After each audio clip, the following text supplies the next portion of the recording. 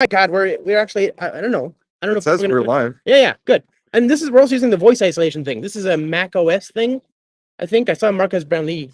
You mean I couldn't get this on my Chromebook? You probably could. I'm sure it's better, but like they finally have it in the Macs, actually, well, so the thing is, I'm confused. They have this thing called Crisp, which is voice. This is like AI, and this worked in old things, older devices, and I'm sure it works on Android and Linux and everything else as well.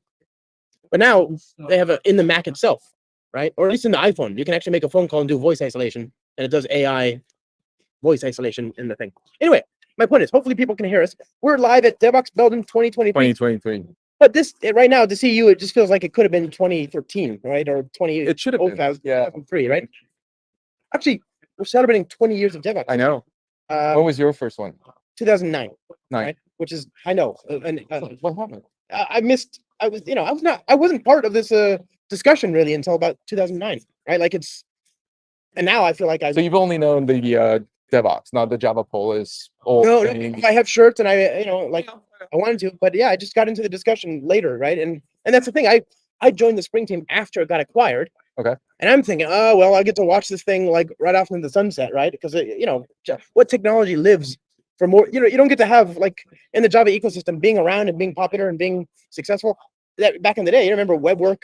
Hey, buddy, I remember web work and struts and all. Yeah. You got like 5 years, and then if you're anything after that, it's like luck, Here we are, 20 years of spring and 20 years of Javapolis. And yeah, and it's called Devoxx, and everybody thought you'd be moving away from Java because Java, of course, was dying. Everybody says so every year. We hear Every year. somebody saying Java's dead, and Still very much a prominent language everywhere. I know at Google we see it very much. It's one of the top languages. What's the top? Is it Go? It's not Go. No, it's not Go. It's not Go. Well, Go is. I mean, it addresses some very specific use cases. Yeah.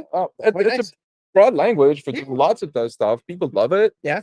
But it's just not at the level of it's not the same ecosystem. It's not the same community, and yeah. So it's doing great. Yeah. It's just not at the level of Java or even Python. These days, Python with AI. Java, right? That's what I'm hearing. Yeah. I mean, the little thing I am a little bit worried about is the room and the role Java plays in AI. It seems to be Python all the way. So they're taking our lunch money. Yeah. So sure. So my buddy Guillaume Laforge was here. Well, he's coming. Oh, good. Okay. Yeah. So you need to do another one with him. Yeah. He has a talk about Java as a first class citizen. Yeah. In AI in general. Of course he does. I can't wait to see that. So yeah, I'm hopeful, but there's ways to go for Java to be really that first class citizen. But so I think Project Panama, Valhalla, all this kind of stuff to optimize. Whatever. Don't ever count Java out. That's the lesson here. Like, just when you think it's done, they introduce lambdas. Just when you think it's done, they introduce Project Loom. Yeah. They think it's done. It's always, and every now and then there's missteps. I mean, like, do you remember the JavaFX script? Yeah. Still. Yeah. Well, I remember even the JavaFX. Like, see, some people would pronounce it a bit fast, and then. Oh no. Yeah. So the name itself was a non-starter. Right. Sorry, folks. I was still at Oracle, or even Sun. Yeah, clearly Sun. Yeah, I spent a decade at Sun. Yeah, and then a couple of years at Oracle, and now at Google. Yeah. So still very much straight to Google. So how long have you been at Google now? 10 years? It's been 10 plus. Yeah. So yeah, I've seen a bunch of things. My first Devoxx as a Googler, as we call ourselves, there was no cloud at Google. Like, we were talking Android, HTML5. Remember HTML5? I still like it. Yep. Still impressed. To me, I don't need HTML6. HTML5 is amazing. It really is good. And so, I learned a lot. I kind of went away from server side for a little while, learned a lot from the web folks, the mobile folks, and, we're back into back-end stuff. So it was in the cloud too, though, right? Like, that's absolutely, yeah. So that's the thing. I think Java, we just talked about Java. Yeah. The reason it still continues to be amazing is because what else would you build a giant distributed system with?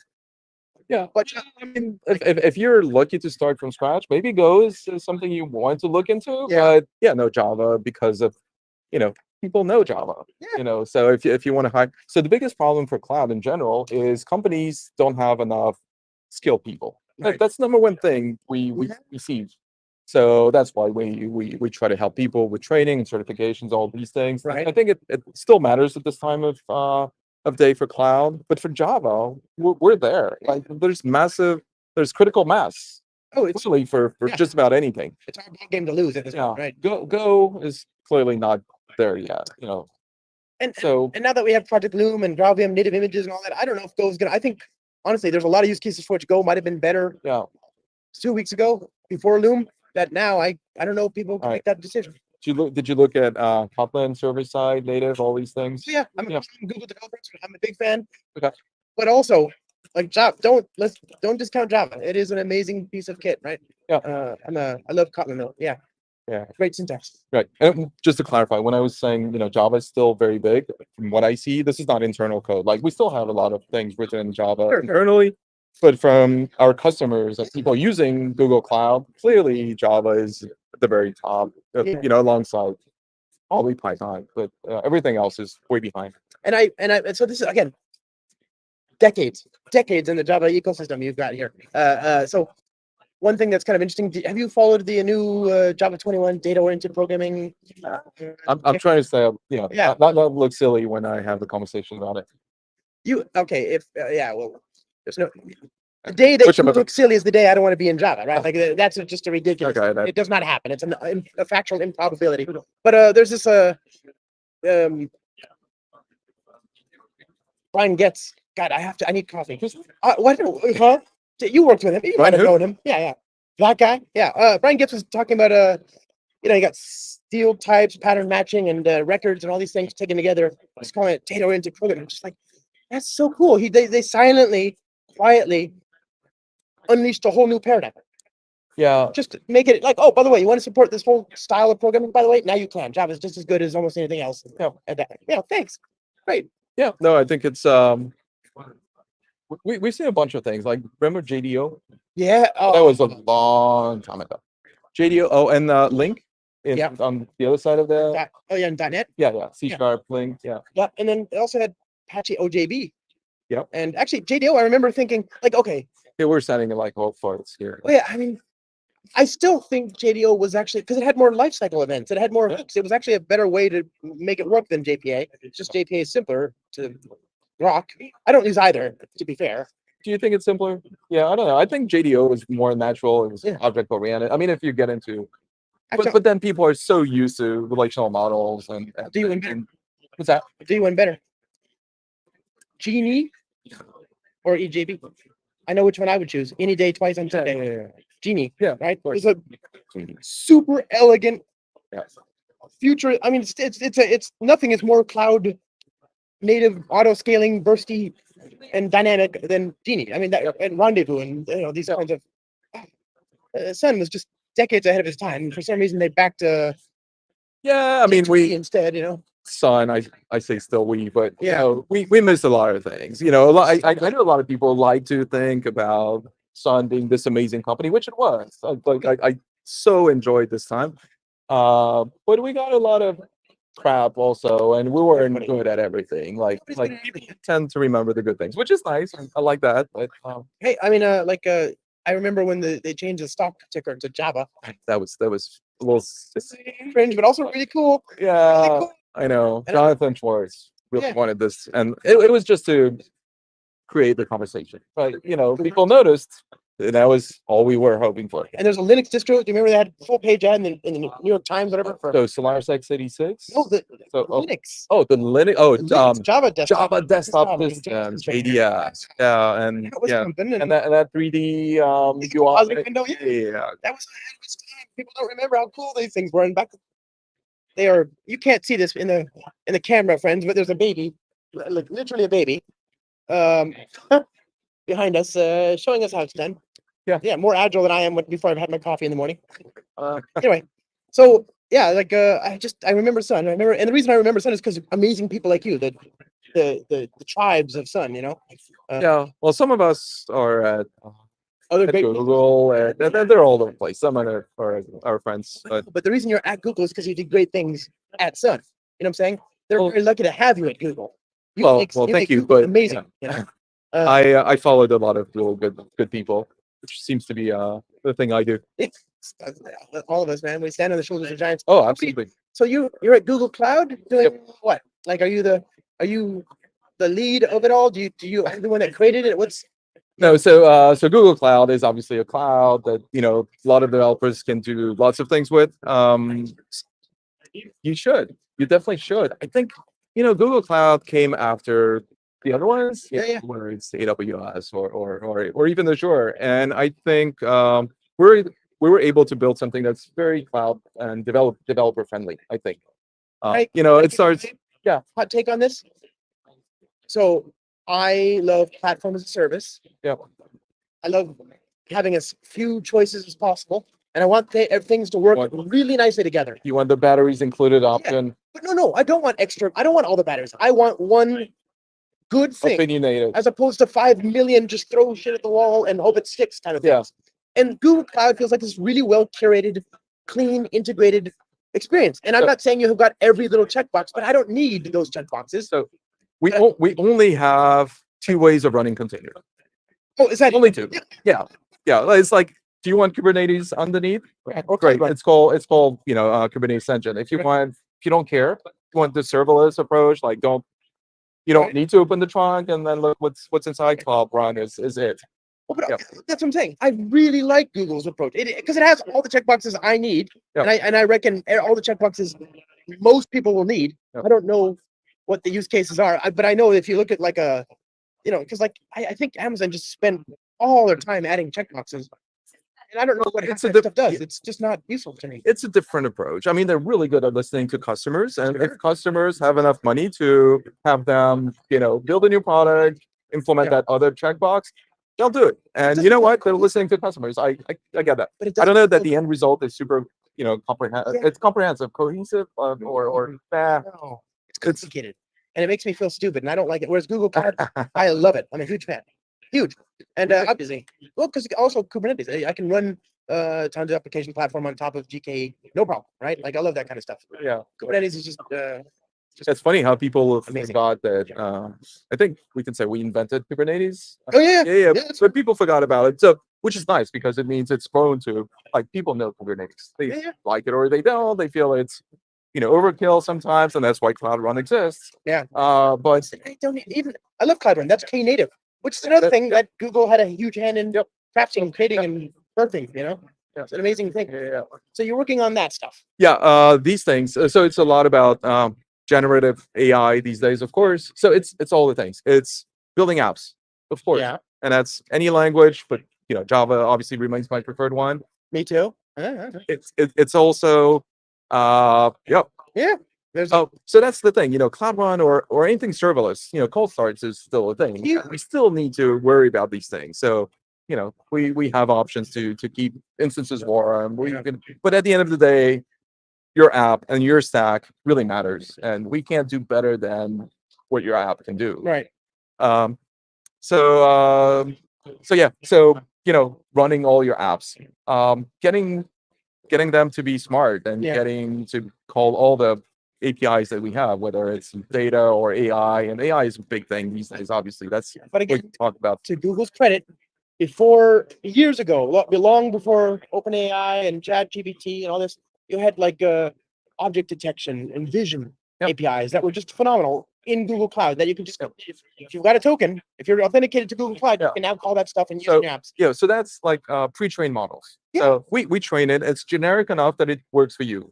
Yeah, I think the value here today with all this Gen AI thing is how about I want to make it really smart for my business because I will enrich the model and make it more sophisticated with my own data. And I don't want to start from scratch. I don't need a PhD to build a model from scratch. I can do this because I'm going to feed it, hundreds of thousands of PDFs about contracts that I have in my company. And from there, I'm going to learn and have something that's really smart.